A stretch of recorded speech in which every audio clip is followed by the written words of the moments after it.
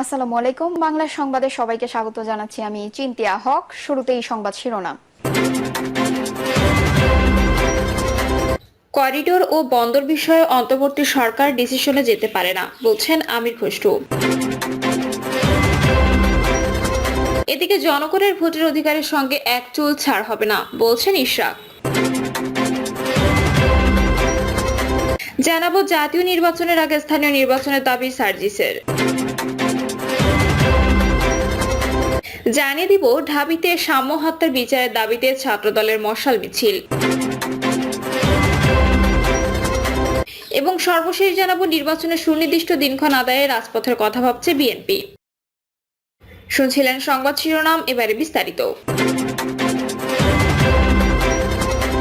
Corridor ও বন্দর বিষয়ে অন্তর্বর্তী সরকার ডিসিশনে যেতে পারে না, বলছেন আমির খসরু। বাংলাদেশের উপর দিয়ে মিয়ানমারের রাখাইন রাজ্যের জন্য মানবিক করিডোর এবং চট্টগ্রাম বন্দরের কন্টেইনার টার্মিনাল বিদেশিদের হাতে তুলে দেওয়ার বিষয়ে সিদ্ধান্ত নেওয়া কোনো অরাজনৈতিক বা অন্তর্বর্তীকালীন সরকারের কাজ নয় বলে মন্তব্য করেছেন বিএনপির স্থায়ী কমিটির সদস্য আমির খসরু মাহমুদ চৌধুরী। অন্তর্বর্তী সরকারের কার্যপরিধির প্রতি ইঙ্গিত করে এর সরকারের উদ্দেশ্যে আমির খসরু বলেন, এখন মানবিক করিডোরের কথা বলছেন, এটি সেনসিটিভ ইস্যু, বাংলাদেশের সিকিউরিটির প্রশ্ন, জিও স্ট্র্যাটেজিক ডিসিশন। আপনারা তো এই ডিসিশনের দিকে যেতে পারেন না। তিনি বলেন, চট্টগ্রাম বন্দর দিয়ে ডিসিশনে যাচ্ছেন। একটা নন পলিটিক্যাল গভর্নমেন্ট, একটা ইন্টারিম গভর্নমেন্টের কি এসব সিদ্ধান্তে যাওয়ার দরকার আছে? বিএনপির এই নেতা আরো বলেন, একটা ডেমোক্রেটিক সিদ্ধান্তের জন্য মানুষ জীবন দিয়েছে, দেশের মালিকানা ফেরানোর জন্য মানুষ জীবন দিয়েছে, কিন্তু আমরা দেখতে পাচ্ছি সেই আলোচনা বাদ দিয়ে বাকি সবকিছু আমরা করছি। এসবের মাধ্যমে আপনারা কি প্রমাণ করতে চাচ্ছেন? অন্তর্বর্তী সরকারের সমালোচনা করে তিনি বলেন, ইন্টারিম সরকারের ওপর খুব বেশি প্রত্যাশাও নেই, কারণ এই ধরনের সরকারের কিছু লিমিটেশন আছে। তারা জনগণের মেন্ডেট নিয়ে দেশ পরিচালনা করছে না, তারা পাবলিক ফিডব্যাক, জনগণ ও বিজনেস কমিউনিটির নার্ভ ফিল করতে পারে না। তিনি বলেন, এই সরকারের ওপর মানুষের যেটুকু এক্সপেকটেশন সেটা একটু ভিন্ন। ডেমোক্রেটিক অর্ডারে ফিরে যাওয়ার জন্য যে কাজগুলো করা দরকার সেটাই হচ্ছে এই সরকারের প্রধান দায়িত্ব, কিন্তু আমরা সেখানে এতটুকু এগোচ্ছি। জনগণের ভোটের অধিকারের সঙ্গে এক চুল ছাড় হবে না, বলছেন ইশরাক। বিএনপির নেতা ইশরাক হোসেনকে ঢাকা দক্ষিণ সিটি কর্পোরেশনের মেয়র ঘোষণা ও নির্বাচন কমিশনের গেজেট প্রকাশের পর এ নিয়ে ব্যাপক আলোচনা সমালোচনা হচ্ছে দেশ জুড়ে। তাকে মেয়র হিসেবে দায়িত্ব বুঝিয়ে দিতে টানা 5 দিন ধরে নগর ভবনের সামনে কর্মসূচি পালন করছেন তার সমর্থকরা। অবশেষে এ বিষয়ে মুখ খুলেছেন ইশরাক হোসেন। ফেসবুক পোস্টে তিনি লিখেছেন, মেয়র ফেয়র কিছু না, অন্তর্বর্তী সরকারের কতিপয় ব্যক্তির অন্তরে ক্ষমতার লোভ ও এটি চিরস্থায়ী করার কুৎসিত সত্যটা বের করে আনাটাই ছিল মুখ্য উদ্দেশ্য। তিনি বলেন, অনেক সমালোচনার মাথা পেতে নিয়েছি, পিতামাতা তুলে গালিগালাজও চুপ করে সহ্য করে গিয়েছি। কারণ একটাই, এদের চেহারা উন্মোচন করতে হবে গণতন্ত্রের স্বার্থে, জনগণের ভোটার অধিকারের স্বার্থে। সর্বশক্তি দিয়ে এরা ঢাকায় বিএনপি মেয়র আটকানোর চেষ্টার মধ্য দিয়ে আগামী জাতীয় নির্বাচনে কি ভূমিকা পালন করবে তা ক্লিন কার্ড বুঝিয়ে দিল।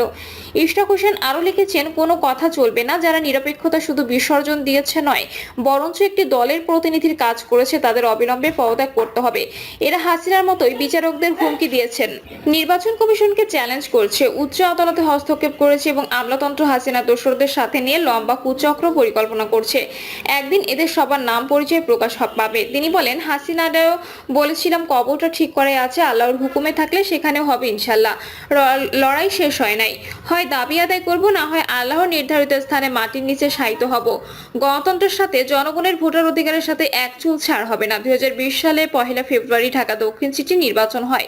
বিএনপি প্রার্থী ইশরাক হোসেনকে 2.25 লাখ ভোটের ব্যবধানে হারিয়ে আওয়ামী লীগের শেখ ফজলে নূর তাপস মেয়র হন। গত 27 মার্চ ফজলে নূর তাপসকে বিজয়ী ঘোষণার ফল বাতিল করে বিএনপি নেতা ইশরাককে মেয়র ঘোষণা করেন ঢাকার প্রথম যুগ্ম জেলা জজ ও নির্বাচনী ট্রাইব্যুনালের বিচারক মোহাম্মদ নুরুল ইসলাম। ট্রাইব্যুনালের রায়ের অনুলিপি পেয়ে গত 22 এপ্রিল গেজেট প্রকাশের বিষয়ে আইন মন্ত্রণালয়ের পরামর্শ চায় সাংবিধানিক সংস্থাটি। এরপর 27 এপ্রিল ইশরাক হোসেনকে ডিএসসিসি নতুন মেয়র ঘোষণা করে গেজেট প্রকাশ করে নির্বাচন কমিশন। জাতীয় নির্বাচনের আগে স্থানীয় নির্বাচনের দাবি সার্জিসের।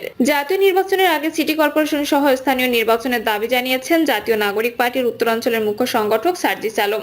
তিনি বলেন, জাতীয় নির্বাচনের আগে ঢাকা সিটি কর্পোরেশন সহ সব স্থানীয় নির্বাচন হোক, তাহলে ইশরাক ভাইয়ের মতো যোগ্য ব্যক্তিরা তুলনামূলক লেভেল প্লেইং ফিল্ডে প্রতিযোগিতা করে গ্রহণযোগ্যতা এবং জনপ্রিয়তার মাপকাঠিতে জনপ্রতিনিধি নির্বাচিত হবে।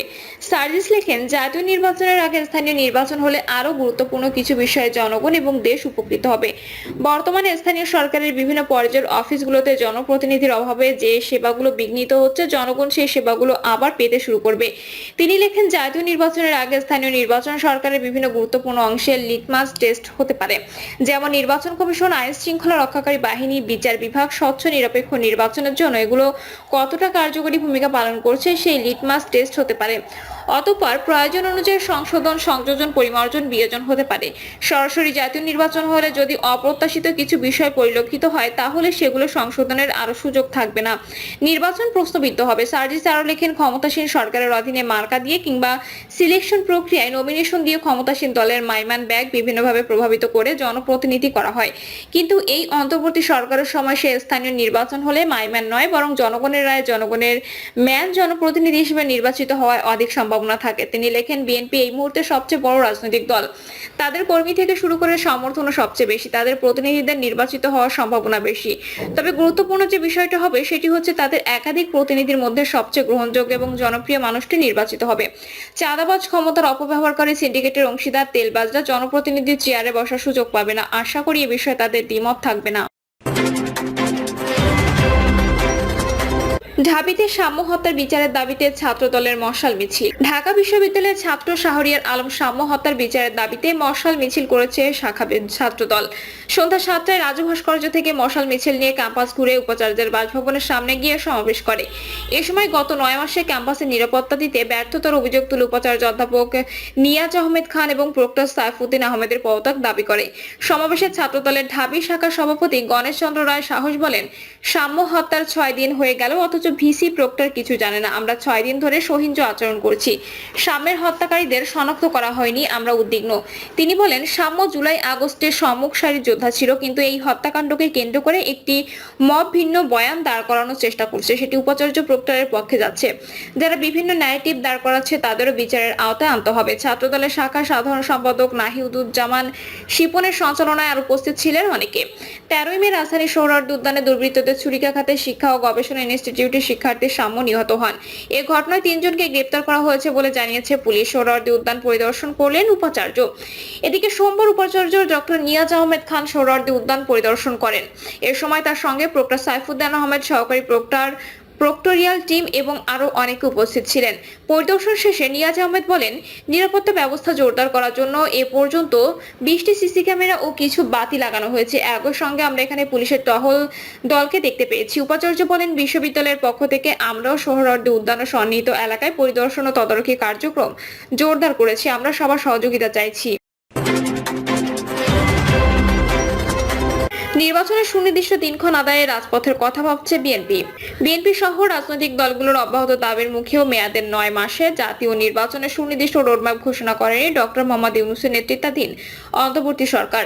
এমন অবস্থায় নির্বাচন নিয়ে গভীর ষড়যন্ত্র দেখছে বিএনপি। দলটির সর্বোচ্চ নীতি নির্ধারণী ফোরাম জাতীয় স্থায়ী কমিটি মনে করে, অন্তর্বর্তীকালীন সরকারের একটি অংশ ক্ষমতায় থাকতে নানা অজুহাতে নির্বাচন পিছিয়ে দেওয়ার ঘোষণার চেষ্টা করছে। সম্প্রতি অতীব গুরুত্বপূর্ণ নয় এমন কিছু ইস্যু নিয়ে হঠাৎ করে নানা পক্ষের মাঠে আন্দোলনের নামার ঘটনাকে সন্দেহের চোখে দেখছে তারা। তাই অন্তর্বর্তী সরকারের উপর চাপ বাড়িয়ে আগামী জাতীয় সংসদ নির্বাচনের সুনির্দিষ্ট দিনক্ষণ আদায়ের দাবিতে রাজপথে নামার কথা ভাবছে দলটি। কি ধরনের কর্মসূচি করা যায় তা নিয়েও আলোচনা চলছে। তবে সেই আন্দোলন যাতে কোনো অবস্থায় সংঘাতের দিকে না যায় সে বিষয়ে সর্বোচ্চ গুরুত্ব দেওয়া হচ্ছে।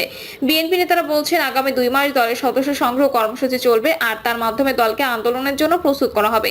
সেই প্রস্তুতির অংশ হিসেবে অঙ্গ সহযোগী সংগঠনগুলো যে তারুণ্যের সমাবেশ রয়েছে, যেসব কর্মসূচির মাধ্যমে দলের তরুণ কর্মীদের মাঠে নামানো হবে। ইতোমধ্যে চট্টগ্রামে ও খুলনায় যৌথভাবে বিশাল সমাবেশ শেষ করেছে জাতীয়তাবাদী যুবদল, স্বেচ্ছাসেবক দল ও ছাত্রদল। পূর্ব ঘোষণা অনুযায়ী বগুড়া ও ঢাকা সমাবেশ হবে। সর্বশেষ ঢাকা সমাবেশে বড় ধরনের লোক সমাগম করবে। রাজধানীর ওই সমাবেশ থেকে জাতীয় নির্বাচনের সুনির্দিষ্ট দিনক্ষণের দাবিতে বিএনপির অবস্থান আরো স্পষ্ট করা হবে। দলটি মনে করে চলতি বছরের ডিসেম্বরের মধ্যে জাতীয় নির্বাচন অনুষ্ঠান সম্ভব।